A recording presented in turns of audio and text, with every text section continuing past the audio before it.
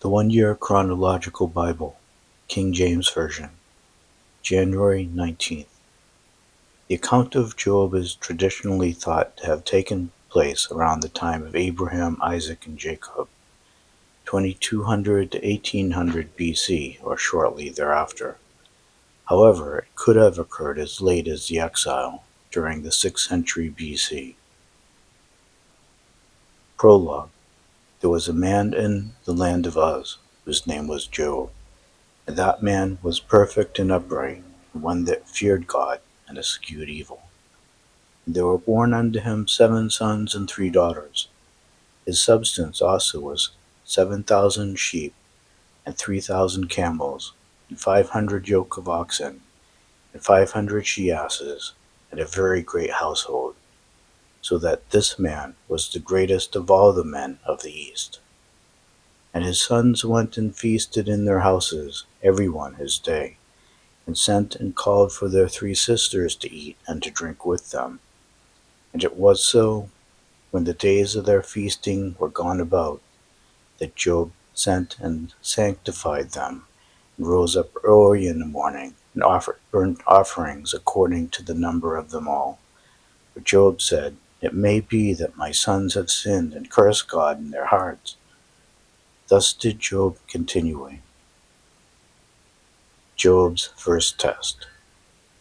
Now there was a day when the sons of God came to present themselves before the Lord, and Satan came also among them. And the Lord said unto Satan, Whence comest thou? And Satan answered the Lord and said, From going to and fro in the earth, and from walking up and down in it. And the Lord said unto Satan, Hast thou considered my servant Job, that there is none like him in the earth, a perfect and an upright man, one that feareth God, and escheweth evil?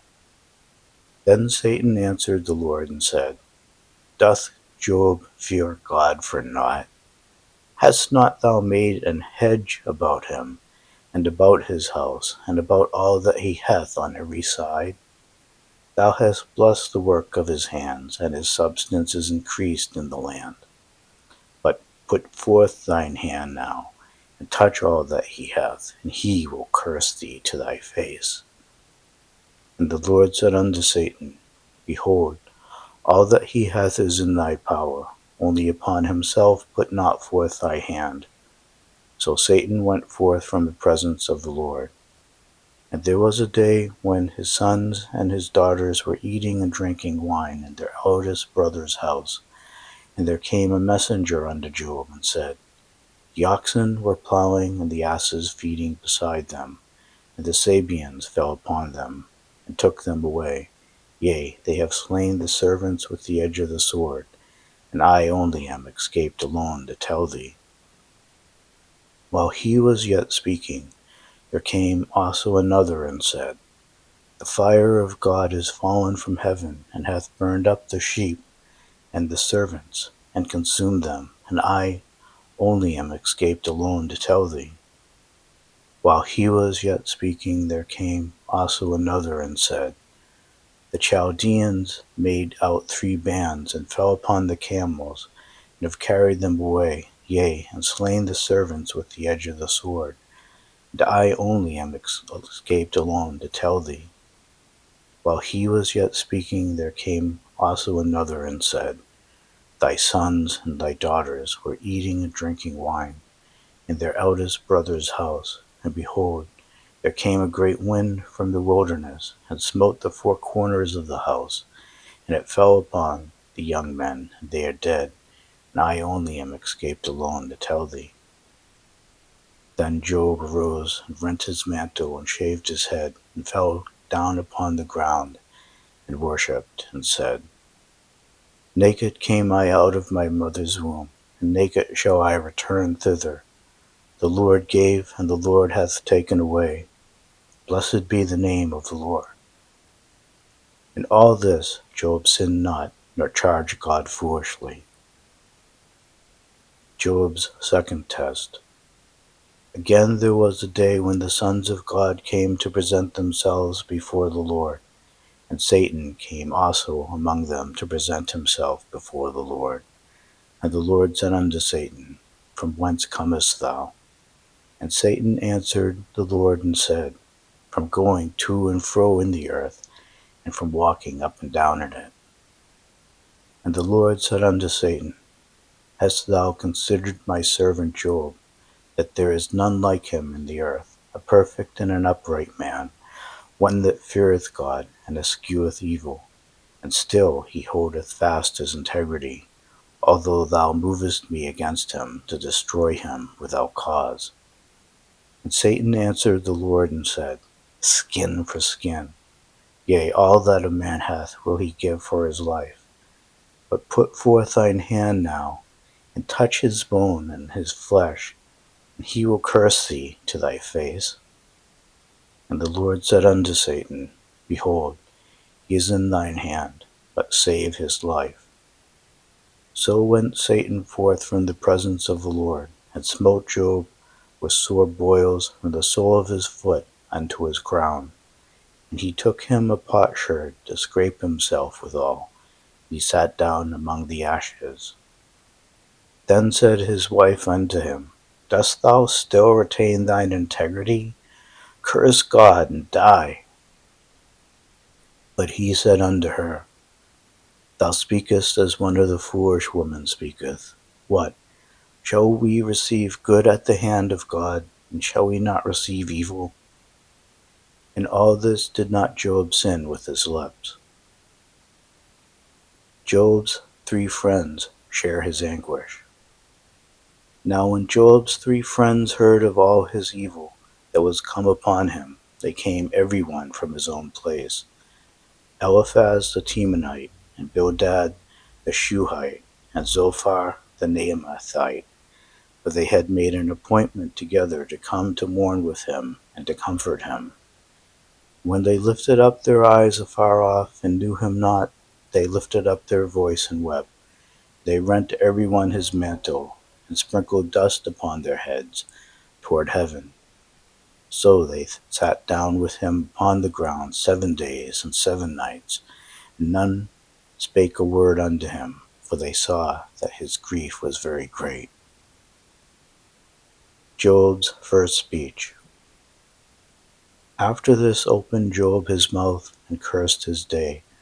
And Job spake and said, Let the day perish wherein I was born, and the night in which it was said, There is a man-child conceived. Let that day be darkness, let it not God regard it from above, neither let the light shine upon it. Let darkness and the shadow of death stain it. Let a cloud dwell upon it. Let the blackness of the day terrify it. As for that night, let darkness seize upon it. Let it not be joined unto the days of the year. Let it not come into the number of the months. Lo, let that night be solitary. Let no joyful voice come therein. Let them curse it that curse the day, who are ready to raise up their mourning. Let the stars of the twilight thereof be dark. Let it look for light, but have none, neither let it see the dawning of the day. Because it shut not up the doors of my mother's womb, nor hid sorrow from mine eyes. Why died I not from the womb? Why did I not give up the ghost when I came out of the belly?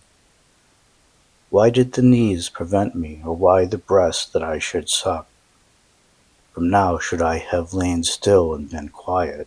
I should have slept, then had I been at rest. With kings and counselors of the earth, which built desolate places for themselves, or with princes that had gold, who filled their houses with silver, or as in hidden, untimely birth I had not been, as infants which never saw light. There the wicked cease from troubling, and there the weary be at rest. There the prisoners rest together, they hear not the voice of the oppressor. The small and the great are there, and the servant is free from his master. Wherefore is light given to him that is in misery, and life unto the bitter in soul, which long for death, but it cometh not, and dig for it more than hid treasures. which rejoice exceedingly and are glad when they can find the grave. Why is light given to a man whose way is hid, and whom God hath hedged in? For my sighing cometh before I eat, my roarings are poured out like the waters. For the thing which I greatly feared is come upon me, that which I was afraid of is come unto me. I was not in safety, neither had I rest, neither was I quiet, yet trouble came. Eliphaz's first response to Job. Then Eliphaz the Temanite answered and said, If we essay to commune with thee, wilt thou be grieved? But who can withhold himself from speaking? Behold, thou hast instructed many, and thou hast strengthened the weak hands. Thy words have upholden him that was falling, and thou hast strengthened the feeble knees. But now it is come upon thee, and thou faintest? It toucheth thee, and thou art troubled?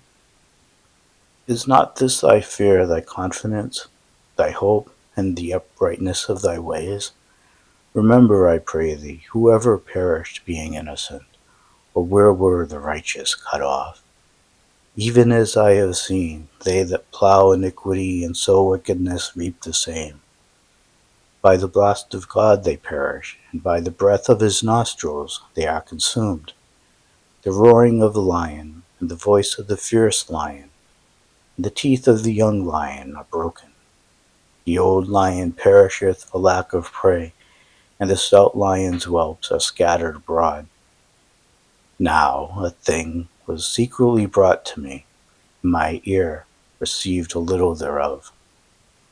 In thoughts from the visions of the night, when deep sleep falleth on men, fear came upon me, and trembling, which made all my bones to shake. Then a spirit passed before my face, the hair of my flesh stood up. It stood still, but I could not discern the form thereof. An image was before mine eyes. There was silence, and I heard a voice, saying, Shall mortal man be more just than God? Shall a man be more pure than his Maker? Behold, he put no trust in his servants, and his angels he charged with folly. How much less in them that dwell in houses of clay, whose foundation is in the dust, which are crushed before the moth. They are destroyed from morning to evening. They perish forever without any regarding it. Doth not their excellency which is in them go away? They die, even without wisdom.